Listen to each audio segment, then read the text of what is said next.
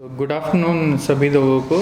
First of all, I welcome all the media persons for this press briefing with regard to the unfortunate incidents of escape of under trial prisoners, 7 under trial prisoners, which happened on 11 July 2021. तो इससे related जो भी details हैं वो कभी भी हमने department की तरफ से प्रेस ब्रीफिंग बुला के नहीं किया.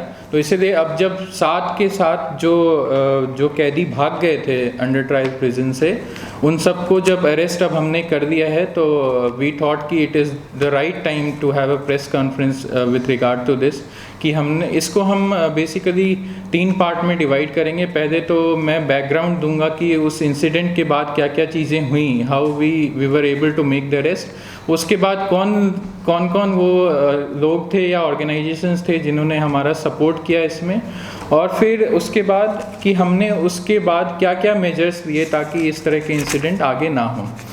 तो विद इन जो हमारा इंसिडेंट हुआ उसके बाद immediately Pasighat PS case number 83/21 ये रजिस्टर किया हमने in the relevant sections of IPCs. Within 5 days of the incident 16 तारीख तक हमने 4 लड़कों को, 7 में से 4 लड़कों को अरेस्ट कर दिया था. वो लोग कालम अपांग, अभिजीत गोगोई, सुभाष मंडल और तेलुंग पानी, इन चारों लोगों को हमने विदिन 5 days अरेस्ट किया था. उसके बाद तारो हमाम 26 जुलाई को अरेस्ट हुआ. फिर राजा ताइंग 13 अगस्त को अरेस्ट हुआ है. और जो लास्ट हमारा कैदी था डेनी गामलिन, ये 31 अगस्त को अरेस्ट हुआ है.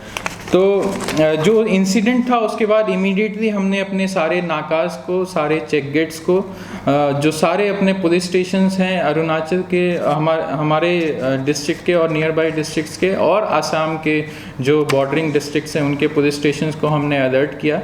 और सारे जो हमारे डिस्ट्रिक्ट के एग्ज़िट पॉइंट्स थे उनको हमने क्लोज़ किया.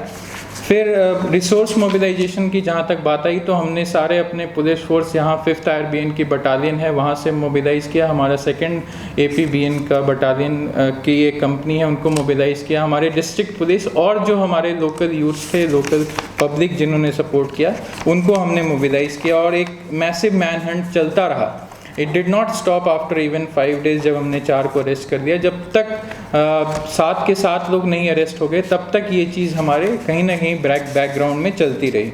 जो ये केस 83/21 पासीघाट पीएस का हमने रजिस्टर किया था, उस केस के इन्वेस्टिगेशन के दौरान और ये लोग जैसे जैसे एक एक करके अरेस्ट होते गए, तो उनमें पूछताछ के दौरान पता चला कि जो डेनी गामलिन करके लड़का था, ये इस पूरे जो क्रिमिनल कॉन्स्पिरेसी था उसका मास्टरमाइंड था. और इसी ने यही लोगों को वहाँ पे उकसा रहा था कि इस तरह की घटना को अंजाम दिया जाए. जब इसको लाइक माइंडेड 1-2 कैदी और अरेस्ट होके उस यूटीपी सेल में आए, वो वैसे लोग जब इसको मिले, उसके बाद इसने उनके साथ प्लान करके एक, जब सही समय पे, ऐसे समय पे जब उसे रियलाइज़ हुआ कि वो इस चीज़ को कर सकता है, उसने ऐसा करने का कोशिश किया. तो इसमें मैं सबसे पहले जो भी हमारे सोशल, पॉलिटिकल, स्टूडेंट ऑर्गेनाइजेशंस और जो कम्युनिटी बेस्ड ऑर्गेनाइजेशंस हैं, उनको सबसे बड़ा थैंक्स तो उनको ही कहने, मेजर जो रीज़न है इस प्रेस कॉन्फ्रेंस का, वो उन्हीं को धन्यवाद देने के लिए है. कि जो भी, मैं कुछ विलेजेस के भी नाम लूँगा जिनके यूथ्स, जिनके जो लोकल लीडर्स जिन्होंने हमें हेल्प किया इन सबको पकड़ने में.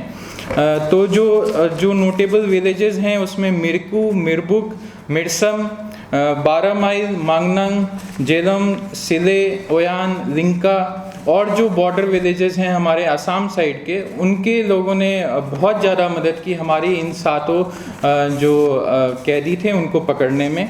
और जो ऑर्गेनाइजेशंस हैं जिनको मैं मेंशन करना चाहूँगा, जिनके बिना ये इतने कम टाइम में इन सबको वापस से अरेस्ट करके और जेल भेजना पॉसिबल नहीं होता, वो organisation ABK apex, ABK youth wing का डिस्ट्रिक्ट यूनिट, जो विलेज डिफेंस पार्टी है हमारा सिदेवयान और उस एरिया रुकसिन के एरिया में, और TMPK और AMBK जो कि असम के ऑर्गेनाइजेशंस हैं, उनका भी बहुत बड़ा सहयोग रहा जो टीएमपी के ऑर्गेनाइजेशन है, ये तो लास्ट टाइम तक जो हमारा जो 6th और 7th जो एस्केप प्रिजनर्स थे उनको भी अरेस्ट करने में उनकी तरफ से इनपुट्स कंटिन्यूसली आते रहते थे।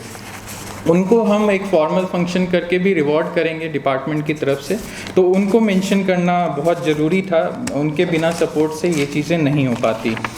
अब इसमें मैं लास्ट का जो 7th हमारा जो एक्यूज था डेनी गामलिन, इसके ऊपर 5 केसेस हैं जो कि ऑलरेडी रजिस्टर्ड हैं। उनमें से नोटेबली एक मर्डर का केस है और एक 2008 का रेप का केस है, और बाकी 3 बर्गलरी के केसेस हैं जो कि सारे नारी पीएस के हैं जो इसके ऊपर रजिस्टर्ड हैं। और इसके बारे में हमें ये इन्फॉर्मेशन आ रही थी कि ये एक तरह का लोन वुल्फ लड़का बन चुका था, कि इसको फैमिली से कोई मतलब नहीं है, इसकी सोशल सर्कल कुछ नहीं था, क्योंकि काफ़ी टाइम से ये जेल में ही है, तो इसको पकड़ने में काफ़ी मुश्किल आ रही थी। पर लोकल इंटेलिजेंस और इन सब के बेसिस पे हमने इसको तेलम एरिया से 31st को अरेस्ट किया है, और with the help of local villagers and organisations. इसके बारे में इनपुट्स थी कि ये नारी, जोनाई, सीमेंट, चपोरी, इन सब एरियाज़ में चलता फिरता रहता था और वहाँ पे कुछ छोटे मोटे घटनाओं को भी अंजाम दे रहा था, जो अपने सेल्फ सस्टेनेंस के लिए, अपने जीवन यापन करने के लिए। जब वो अरेस्ट हुआ था तब भी उसके पास से एक मोबाइल फ़ोन और कुछ कैश बरामद हुआ था, जो कि उसने नारी एरिया में क्राइम किया था, उससे मिला था। Last but not the least, मैं एसपी लोअर सियांग श्री कुशल पाल सिंह सर को भी, उनका भी मेंशन करना उचित समझूंगा, क्योंकि जब मैं एज रेगुलर एसपी छुट्टी पे था तो उन्होंने चार्ज देख के एक क्राइसिस के समय में डिस्ट्रिक्ट पुलिस को लीडरशिप प्रोवाइड की, जबकि बहुत ज़रूरी थी। और जो लास्ट पार्ट है हमारा, कि हमने उसके बाद क्या क्या मेजर्स लिए ताकि इस तरह का इंसिडेंट आगे फ्यूचर में ना हो। तो जो जेल की सिक्योरिटी है उसको हमने काफ़ी बीफ अप कर दिया है, ऑलमोस्ट डबल कर दिया है जो सिक्योरिटी पहले से थी। जो ओवर क्राउडिंग का इशू था वो भी अब कम हो गया है, जो लोग ड्यू फॉर बेल थे उनको कोर्ट से बेल मिल गया है। और जो उस टाइम पे जब ये इंसिडेंट हुआ उस समय में कुछ कोविड पॉजिटिव केसेस भी थे, जिसके कारण से ओवर क्राउडिंग की समस्या और ज़्यादा बढ़ गई थी, क्योंकि उन्हें हमें आइसोलेटेड सेल्स देना पड़ा था उसी एग्जिस्टिंग इंफ्रास्ट्रक्चर में। जो इंटरनल सिस्टम्स हैं, जैसे सर्विंग ऑफ मील्स और डिनर्स या लंच, इन सब को हमने और ज़्यादा रोबस्ट बनाया है। उसकी डिटेल्स मैं नहीं बताऊंगा, बिकॉज उसमें वो for security point of view उसके डिटेल्स नहीं बता सकता।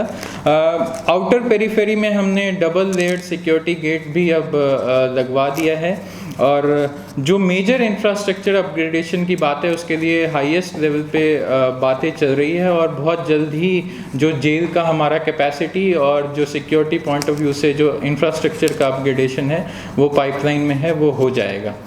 जो सिक्योरिटी पर्सनल उस समय तैनात थे, एक प्रिलिमिनरी इंक्वायरी कंडक्ट की गई डिप्टी एसपी हेडक्वार्टर के द्वारा, और एक डीआईजी लेवल की इंक्वायरी भी की गई थी, जिसके बाद रिपोर्ट सबमिट किया गया पुलिस हेडक्वार्टर्स को। और on the basis of that report जो भी लोग उस समय तैनात थे उनमें से 3 लोगों को इसमें सस्पेंड किया गया था, और उनकी डिपार्टमेंटल इंक्वायरी अभी चल रही है, और डिपार्टमेंटल इंक्वायरी के बाद ही उन पे फर्दर एक्शन लिया जाएगा। That is all I have to say. Thank you.